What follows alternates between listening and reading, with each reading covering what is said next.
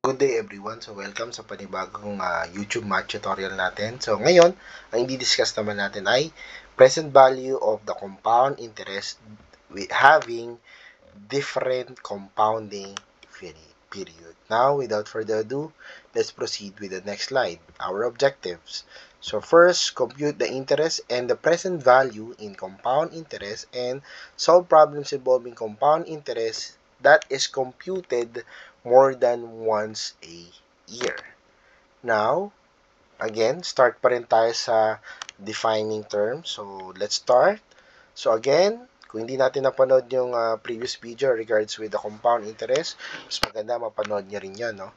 So, frequency of conversion, it is denoted with the symbol M.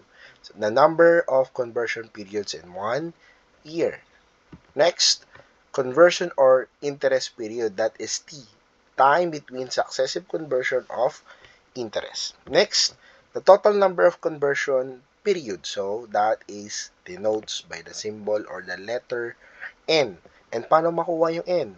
Just simply multiply frequency of conversion times the interest period or the time in terms of years. So, tatandaan, para makuha yung N, just simply multiply M times T.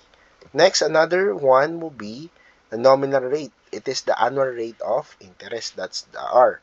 Yun po yung given natin dun sa problem na meron tayo, no? Next is the value of I, rate. It is the interest for each conversion period. So, ibig sabihin, kailangan din natin i-convert yung value ng rate kasi nagbabago rin yung compounding period natin. So, para maging balance siya. Next, to get the value of I or the rate, just simply divide annual rate interest to frequency of conversion. So again, let me repeat. To get the quotient, just simply divide annual rate interest by frequency of conversion. Now, let's have the conversion period. So again, discussed this one doon sa previous video natin. So, ulitin ko lang kung ano rin yung sinabi ko doon.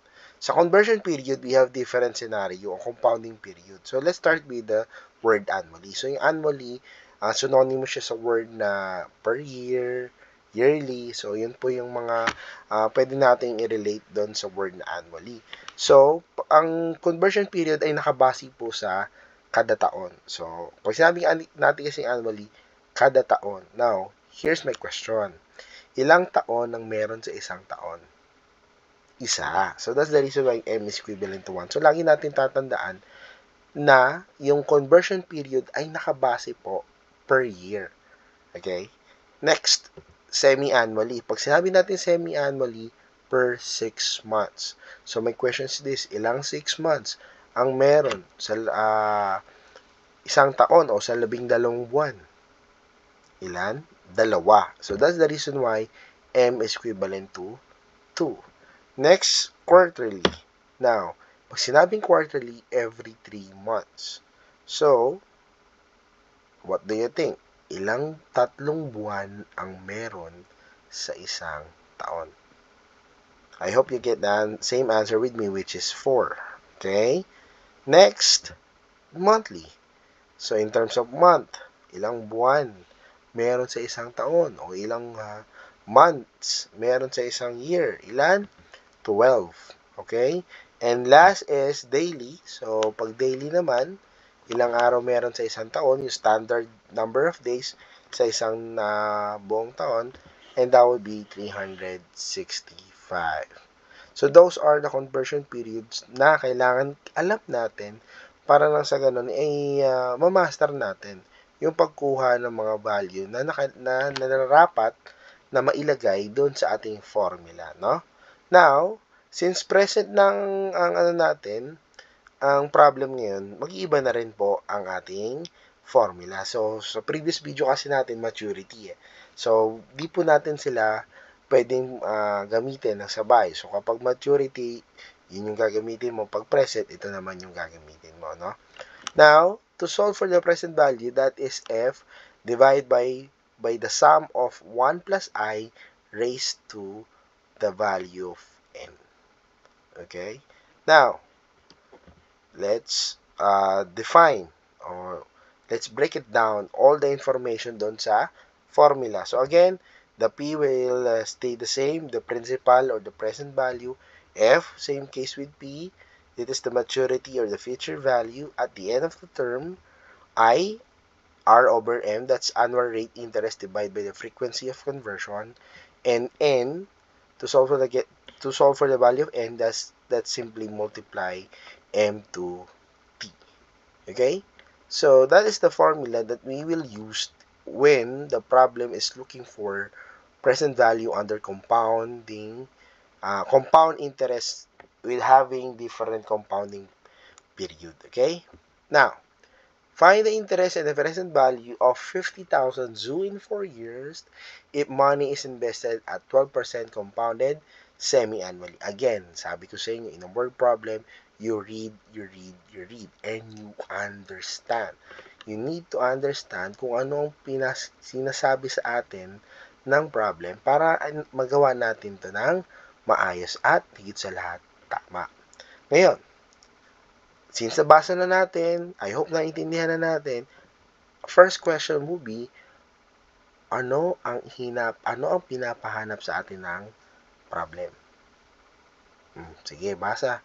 Anong pinapahanap sa atin ng problem? The interest and the present value. So, we need to look for the present and the interest. So, since alam mo na kung ano hinahanap, you can proceed now by writing your given. So, what are the given? So, let's start with 50,000. And that's your future value. Bakit future naman yung 50,000 dito? Kasi hinahanap yung present eh. So, therefore, yung value na meron ka, mag-lie doon yan sa future. Okay? Next, the rate will be 12%.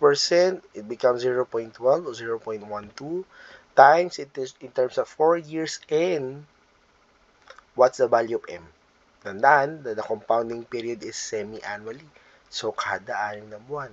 So, ilang 6 na buwan ang meron sa isang taon? 2. Okay? So, that's the value of M. Now, you can solve for the value of I. So, that is simply R over M. And 0.12 divided by 2 is 0.06. Next, to solve for the value of N, M times T. So, 2 times 4, that will give us positive 8. So, those are the vital piece on your formula. Kasi sila yung pinakailangan eh. Yung value ng F, yung value ng I, at value ng N.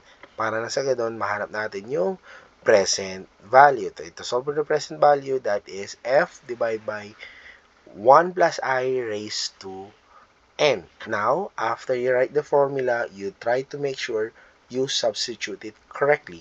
Dapat tama yung pag-substitute. So, yung F natin is magiging 50K, yung I magiging 0.06, at yung N ay mananatili namang 8.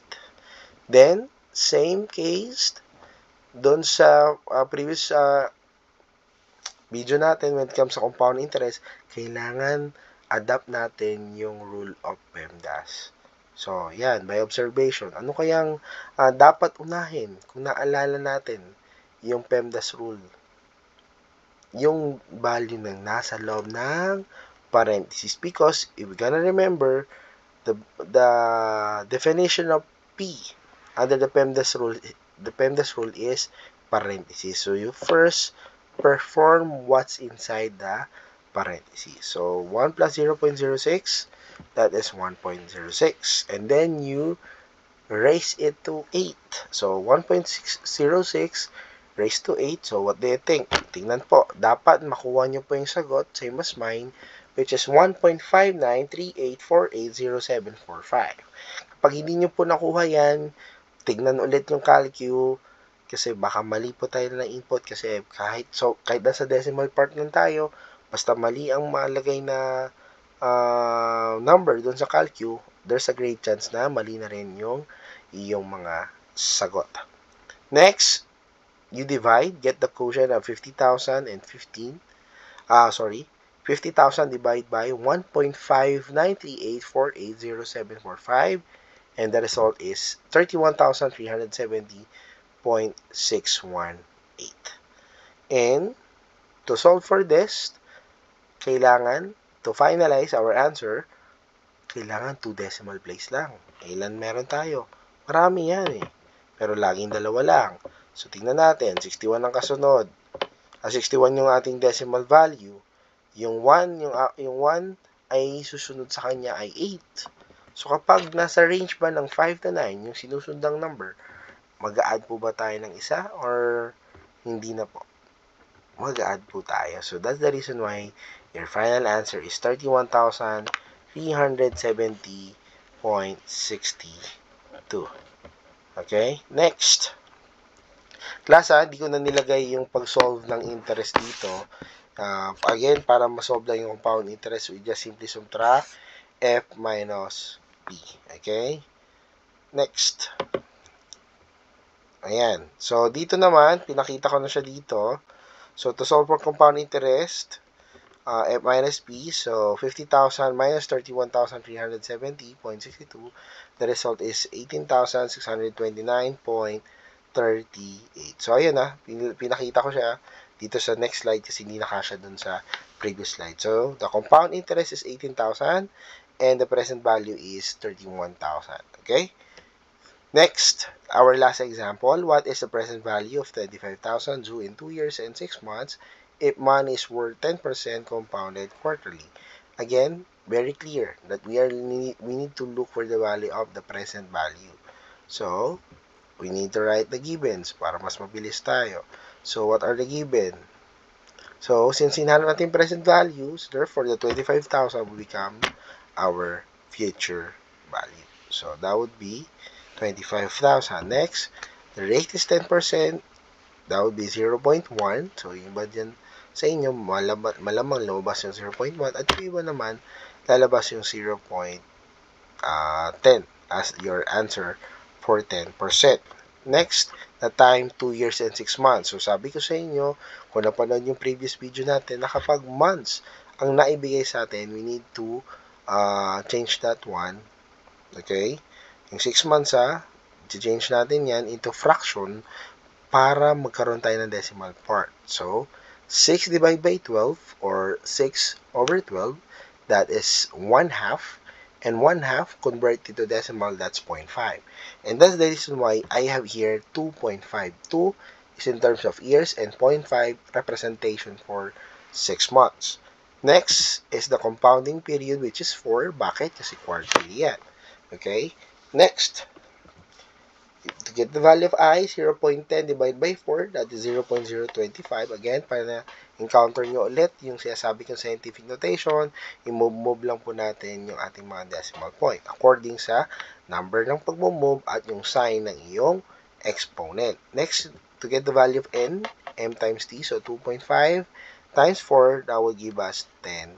Next, find the present value, so you're gonna use your formula, F over 1 plus I raised to N. Substitute. So, F will be 25,000. 1 plus 0.025 raised to 10. Now, let me repeat na kapag magsosolve tayo, we try to simplify your entire solution by using PEMDAS if it is necessary. Kung kinakailangan, PEMDAS unahin. So, obviously, unahin natin nasa baba, yung balance sa parentheses. So, 1 plus 0.025, 1.025, and if you're gonna plug in that one, or raise mo sa 10, dapat ang lumabas ay 1.280084544196. for 196. Let me repeat, pag hindi nyo nakuha yung same answer na nakikita nyo po ngayon, ay you try to plug in once more. Ulitin nyo ulit.